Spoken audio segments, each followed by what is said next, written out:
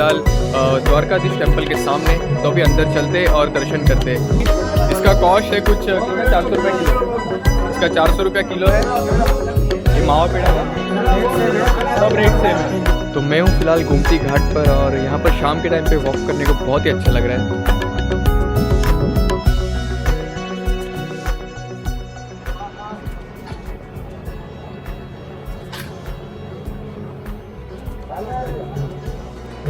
तो अभी बज रहे शाम के 5:30 और मंदिर जो है खुल गया है। तो मैं खड़ा हूँ फ़िलहाल द्वारकाधीश टेम्पल के सामने, तो अभी अंदर चलते और दर्शन करते।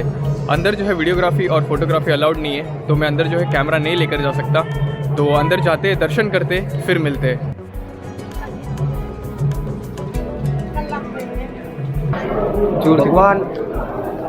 भगवान द्वारका तीर्थ जो है वो 4 धामों से एक धाम और सप्तपुरी में से मोक्षपुरी है।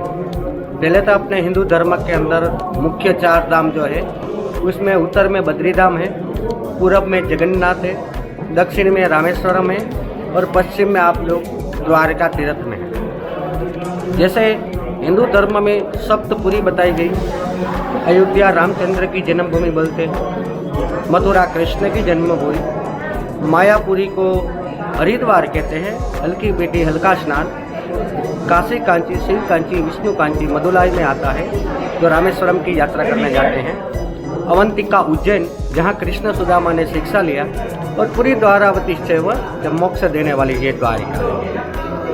तो ये द्वारिका तीर्थ इसी तरह अपने हिंदू धर्म के अंदर मुख्य 4 धाम, तो 4 धाम का महिमा मातम इतिहास अलग अलग रहता है, क्योंकि चारों की दिशा अलग है, उसकी भूमि अलग है और भूमि के फल अलग है।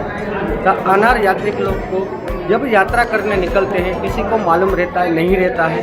जिसको मालूम रहता है वो कुछ चीज़ घर से लेके आनी पड़ती है, कुछ चीज़ वहाँ के वहाँ करनी पड़ती है। जैसे आप लोग रामेश्वरम की यात्रा करने जाते हैं तो गंगा जी का जल लेके घर से जाते हैं। वहाँ पे सुबह में 4 बजे, जिसको ब्रह्म मुहूर्त कहते हैं, स्फटिक दर्शन बिना नहाए धोए होता है। उसके बाद में वहाँ पे 22 कुआं का स्नान किया जाता है और शिव के ऊपर गंगा जी का जल चढ़ाने से अपनी रामेश्वरम की यात्रा संपन्न होती है। उसी तरह आप जगन्नाथ उड़ीसा जाते हैं, वहाँ पे रसोई घर में से दाल और चावल लेके जाते हैं। वहाँ पे समुद्र स्नान करके बाबा को 7 हांडियों का अटका भोग लगता है। अग्नि नीचे में है और सूर्य ऊपर है, तो ऊपर वाली हांडी पहले वहाँ पे पकती है, नीचे वाली हांडी बाद में पकती है। इसलिए कहा गया है कि अग्नि से भी ज़्यादा सूरज का तेज बताया गया है। तो जगन्नाथ जी में 7 हांडियों का अटका भोग पाने का विधान, और मीठी रोटी कहते हैं मालपुआ। उसके बाद जाते हैं बद्रीधाम, बद्री विशाल, वहाँ पे भगवान की पूरी पंचायती बैठी हुई है। तो वहाँ पे गर्म कुंड है हिमालय पर्वत में, जिसको कहते हैं तप्त कुंड। तप्त कुंड का स्नान करके जो अपने परिवार में जो बुजुर्ग, मतलब पीढ़ी में जो बड़ा है, जैसे पिता है, दादा है या परदादा है, उसके हाथ से ब्रह्म कपाली पिंडदान करवाने से अपने को 7 पीढ़ी का पितरों का मोक्ष मिलता है। बाकी हर जगह पे पितृ कार्य अलग अलग होता है। ये मोक्षपुरी में भी पितृ कार्य, तर्पण विधि वगैरह होता है, लेकिन ब्रह्म कपाली पिंडदान का विधान बद्री धाम के सिवा कहीं नहीं होता है। उसके बाद में आज आप लोग वर्तमान में द्वारिका, ये श्री कृष्ण भगवान की कर्मभूमि है। मनुष्य देह अपने को 84 लाख योनियों के बाद मिलता है और मनुष्य देह के अंदर कर्म के सिवा कुछ साथ आता नहीं है।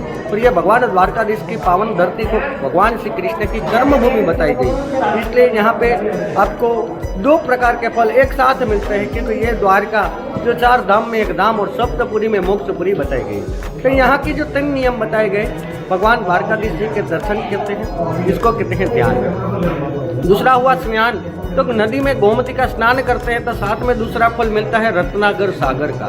ठीक है, भगवान श्री कृष्ण और रुक्मणी ने रामायण के अंदर राम भगवान के कुलगुरु वशिष्ठ मुनि की पुत्री गोमती का कन्यादान यहाँ रत्नागर सागर के साथ किया। इसलिए स्नान करने जाएंगे तो वहाँ भी आपको 2 प्रकार का फल मिलता है। और 12 ज्योतिर्लिंग में 2 ज्योतिर्लिंग सोमनाथ और नागेश्वरम।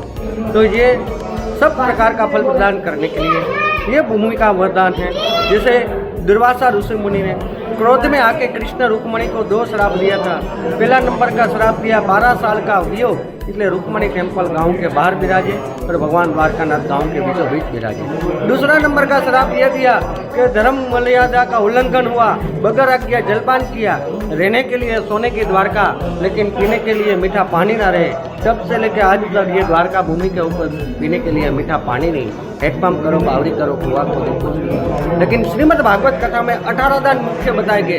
उसमें सर्वश्रेष्ठ जो दान है, जो हर यात्री को, हर यजमान लोग, हर मनुष्य दे, जो घर पे कहते हैं, जिसको बेटी का कन्यादान कहते हैं। सेकंड नंबर का दान अन्नदान, गौदान, जलदान और स्वर्ण दान। आज कली काल के अंदर सोने का मोल ज्यादा है, लेकिन इससे भी कर्म के हिसाब से अन्नदान, गौदान, जलदान, बेटी का कन्यादान, ये चारों दान अति उत्तम बताया गया। इसलिए ये भूमि के ऊपर अन्न अथवा तो अन्न द्वारा तुलादान करने का विधान साक्षात भागवत कथा में लिखा है कि सुदामा के घर के अंदर अन्न का दाना नहीं था।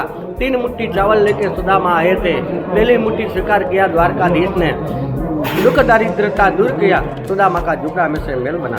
दूसरा मुट्ठी पाया, सुदामा के घर के अंदर रिद्धि सिद्धि लक्ष्मी का वास बना।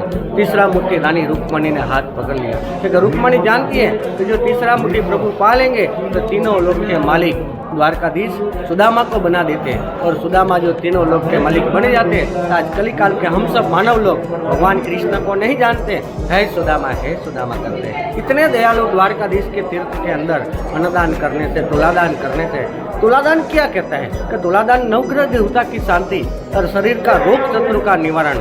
जीवन में 2 ही दान ऐसे हैं, जो एक बेटी का कन्यादान करने बैठो तब अपनी धर्म पत्नी जरूरत पड़े, और दूसरा तुलादान जोड़े से होए, क्योंकि ये कृष्ण रुक्मणी का धाम बताया गया है, नवग्रह की शांति बताई गई, शरीर का रोग शत्रु का निवारण। जितना अपना वजन इतना अन्न 7 प्रकार का होता है, अलग की दाल, मूंग की दाल, घी, तेल, चीनी, चावल और गेहूँ, इसको सीधा सामग्री भोजन में हम लोग सब चीज़ लेते हैं, सिर्फ रोटी खा के नहीं जीते हैं। तो शरीर का रोग शत्रु का निवारण के लिए तुलादान का खास विधान बताया गया है।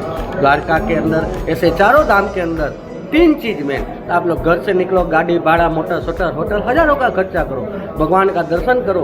यात्री को मालूम नहीं रहता है क्या करके जाता है, तो कि प्रसाद लेके जाता है। प्रसाद क्यों लेके जाता है कि अड़ोस पड़ोस सगा संबंधियों के लिए लेके जाते हैं, लेकिन अपने के लिए क्या किया।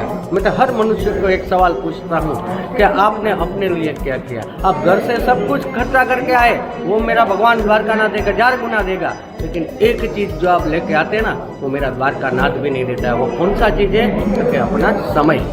बचपन एक बार चला जाता है, वो वापस नहीं आता है। इसी तरह कोई भी तीर्थ में आप लोग जाते हैं, द्वारका तीर्थ करते हैं, जैसे रामेश्वरम जाते हैं, जगन्नाथ जाते हैं। हम सब जानते हैं कि हिंदुओं में इतने मंदिर है कि जिंदगी खत्म हो जाए, लेकिन ये 4 धाम जो है जीवन में एक बार हर मनुष्य को संकल्प करने से अपने को मनुष्य देह में से मुक्त मिलता है। 84 लाख बार हम लोग जिए और मरे, तब जाके मनुष्य देह मिलता है। वेरी इम्पोर्टेंट देह मनुष्य देह, इसके बाद कोई देह नहीं देता है। इसलिए अपने को मोक्ष चाहिए, तो मोक्ष के लिए अपने को हिंदू धर्म में ये 4 धाम की यात्रा एक बार करना जरूरी है। अस्तु, जय द्वारका, जय श्री कृष्ण, हरे कृष्ण, हरे कृष्ण, हरे कृष्ण, राधे राधे। द्वारकाधीश यानी कि श्री कृष्ण जी के दर्शन करके मैं आ गया हूँ वापस बाहर।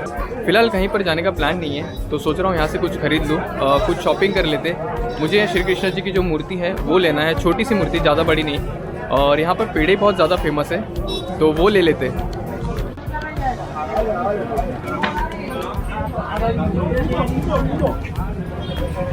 यहाँ पे कौन सा पेड़ा है जो अच्छा है तुम? अच्छा, ये वाला है। कौन सा है, कौन सा पेड़ा, क्या बोलते हैं इसको? हाबड़ी पेड़ा। ओके। पर मैंने 3 टाइप के जो है, 2 टाइप के पेड़े लिए और एक लड्डू लिया है। तो ये है थापड़ी ना, थापड़ी के पेड़े। टेस्ट बहुत अच्छा है, तो आप यहाँ पर आके ले सकते हो। सूखा मेवा, ये सूखा मेवा का पेड़ा। और ये है लड्डू, बेसन के आटे का बनता है ये लड्डू। तो ये तीनों चीज़ आप यहाँ से ले सकते हो, और भी 2-3 वैरायटी है। अगर आपको अच्छा लगे तो वो ले सकते हो, बट मुझे वो नहीं लेना है। मुझे 3 चीज़ लेनी थी, जो मैंने ले ली। इसका कॉस्ट है कुछ कितना, 400 रुपये किलो। इसका 400 रुपये किलो है। ये मावा पेड़ा का सब रेट सेम है, सब 400 रुपये किलो में आपको यहाँ पे मिल जाएगा। आपको जितना लेना आप ले सकते हो। तो जहाँ से मैंने पेड़े लिए, ये शॉप आप जैसी मंदिर से एग्जिट करोगे उसके सामने ही एग्जैक्ट है।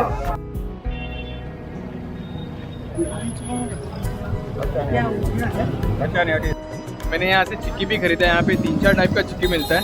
सिंग नीचे ना, ये सिंग का चिक्की है, ये तिल का है, આ ચણાની દાળની છે ને, ये चने की दाल का चिक्की है, ये काले तल की चिक्की है, बस इतना मैंने लिया है।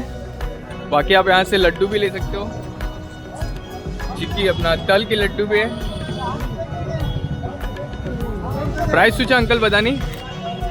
આ ચિક્કીની પ્રાઇસ શું છે? કેમ પ્રાઇસ? 50 રૂપિયા. કેટલા છે તમે? કેટલા? 50 કે 250 ગ્રામ. 50 રૂપિયા નહીં, 250. અને तिलनी કેટલા છે? ये जो ये भाव है। और यहाँ पे जितनी भी वेराइटीज आप देखें तो उसका जो एक ही प्राइस है वो है 50 रुपीज़ 250 ग्राम।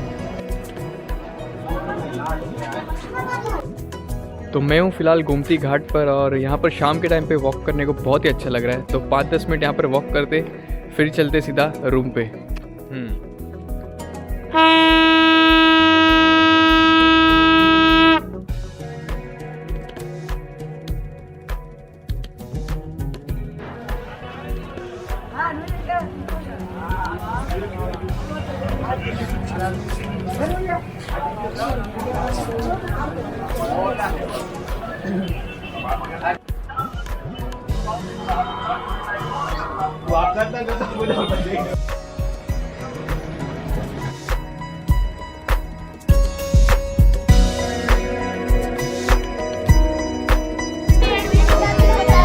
यहाँ पर बोल रहे कि थोड़ा सा क्लाइमेट खराब होने की वजह से बोट चल नहीं रही है, पता नहीं कब चालू होगा।